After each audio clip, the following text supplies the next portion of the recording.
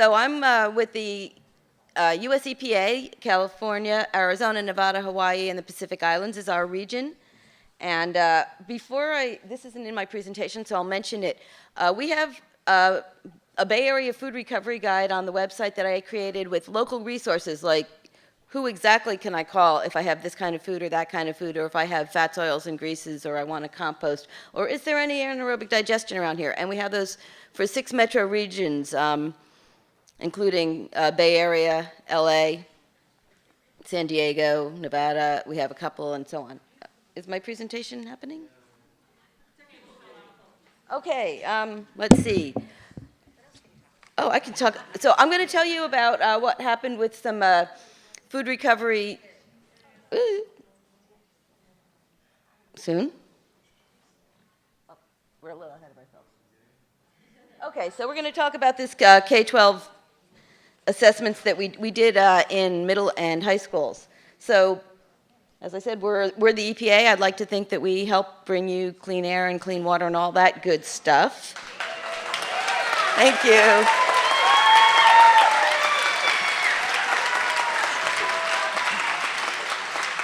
Oh, so nice to get a little love because we're not getting a lot of that right now. So why do we care about food waste? That's kind of a big question.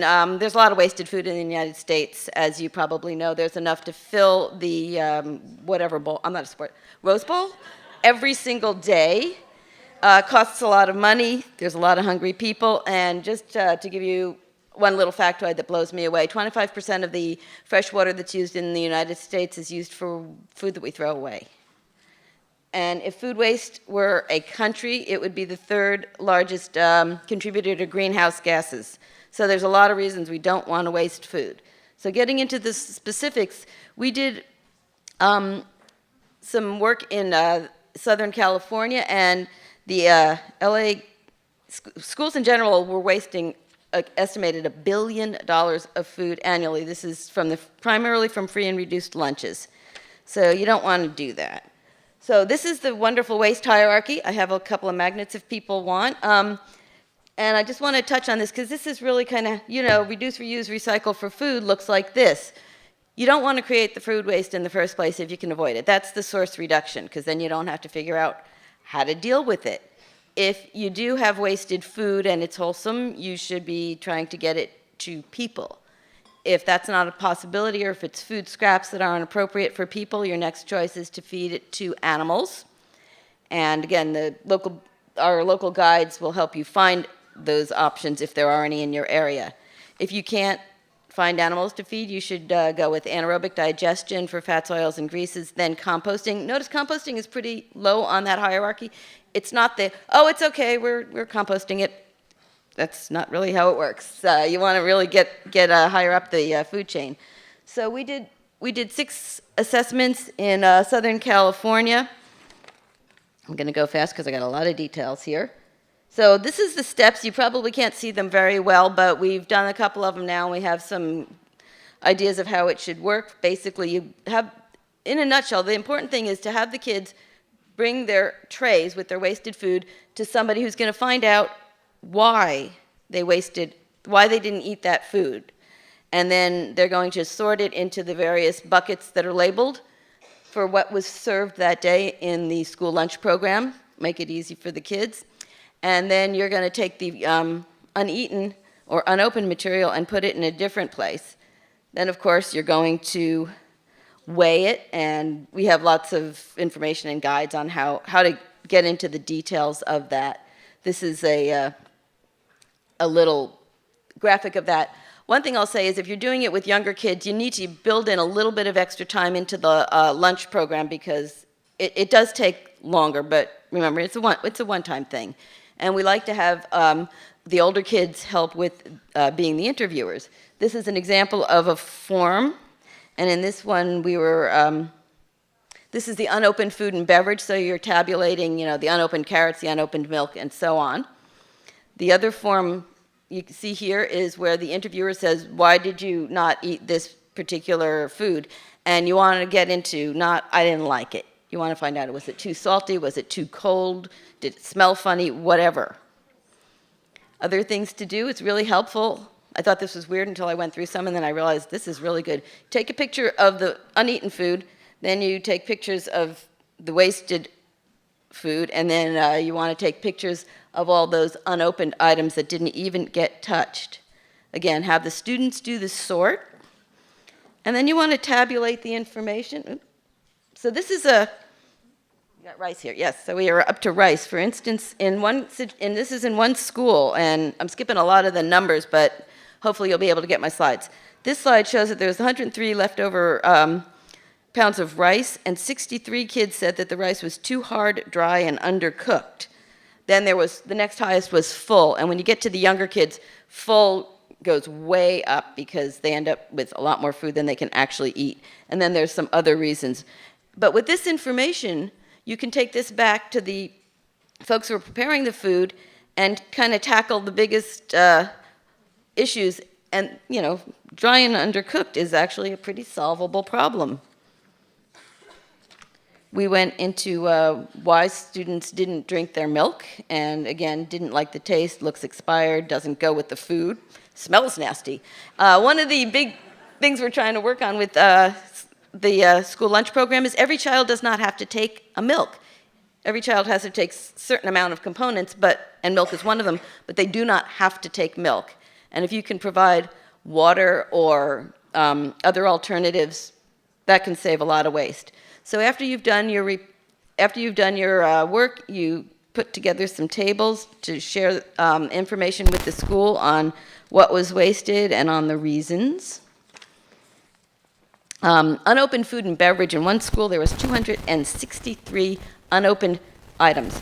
So if your school isn't already doing it, they should create a share table where kids who want more can go and take what they want. And the numbers really, really stack up. The average LAUSD school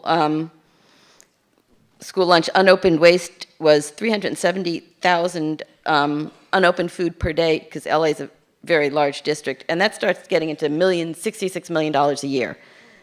Yeah. And a really interesting thing that we do is we take the amount of food that was uneaten or wasted, and you multiply it times, say this was an average day, this is what it would look like for you in a year in terms of money and in terms of waste. And that really packs a wallop. And this is the value of the partially eaten food in terms of money. So we came up with top 10 recommendations, and I'm not going to get into those in detail, but we have a lot of different resources. Donation and sharing table. I just want to emphasize that. I think that's a great idea. I've seen it in action. It really works. Other nice things to do are possibly a compost table, a compost operation. I've seen that going on in schools, and it's a great educational tool. You can get a club or a parent-teacher association to sponsor it. That's great. One thing you can do that's fun is we took the leftover carrots in one school and combined it with some of the juice and made a drink. It's a little fun thing. It makes a point and gets people's attention. So we recently published a number of source reduction fact sheets. We have a lot of resources having to do with wasted food.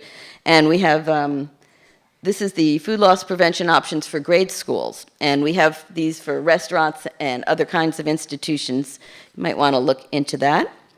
Also, I want to mention briefly, EPA has something called the Food Recovery Challenge. And participants agree to track the amount of wasted food that they have and to set goals and to try and do better. They have to only input their information once a year, and we have a lot of technical assistance available to our participants and recognition opportunities at the end of each year. Then there is another category, the endorsers, and those are organizations that don't generate their own food and don't serve food, so don't generate waste, but they kind of spread the word and help other organizations. And so that's actually a really fast-growing portion of the over 800 organizations in the Food Recovery Challenge. We have some specific resources for K-12 food recovery and 2 or 3 more just about to get published, although we're a little bogged down in being able to actually put stuff out right now. But we have some great guides that maybe are in draft and maybe available for you to take a look at, because they're not published yet, of course. And that was kind of your whirlwind tour of how to do a K-12 food assessment. And we do have, like I said, we have different guides and information for you. And feel free to contact me anytime to talk about this or any other kind of wasted food, because we do it all, hopefully. Thanks. Great. That is awesome. That was a lot in one. That's a lot of data. I love this. Yeah, you should have that. Thank you. I would love to hear somebody's questions. It's bright out there. Oh, here's a question from Amy from Burbank. Hi, City of Hi. Burbank. This is actually very timely because I'm going to be doing a waste audit at an elementary, middle, and a high school. I'm actually taking all three on. Oh, good. We'll talk. In order to institute a pilot at the end of the school year, hopefully to be able to launch it more district-wide. Mhm.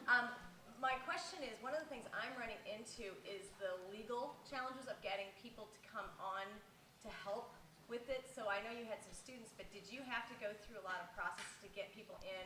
Because once you get the schools, it gets really, it's a lot harder than I thought it was going to be as far as the sensitivity of. So the question is if you have legal ramifications for third parties coming on to school campuses for doing food audits. Okay. Well, we work with the school districts. We haven't had a lot of issues. Of course, whoever's going to come on, in our case, has always been, government folks. Either, Stop Waste does a lot of them.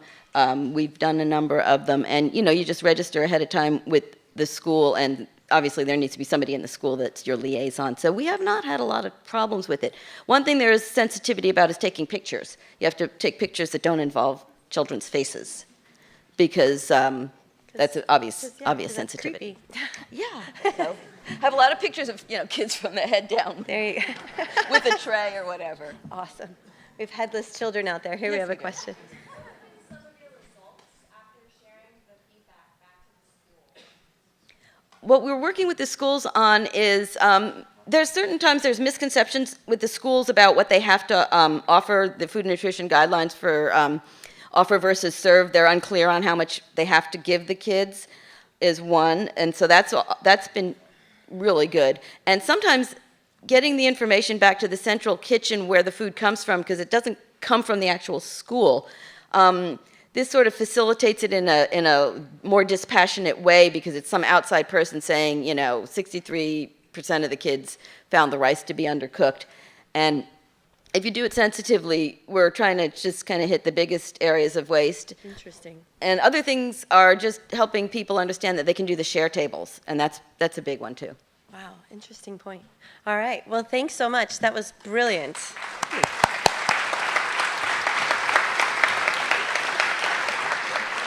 Recycling Update is always so inspiring to me. I have to say that.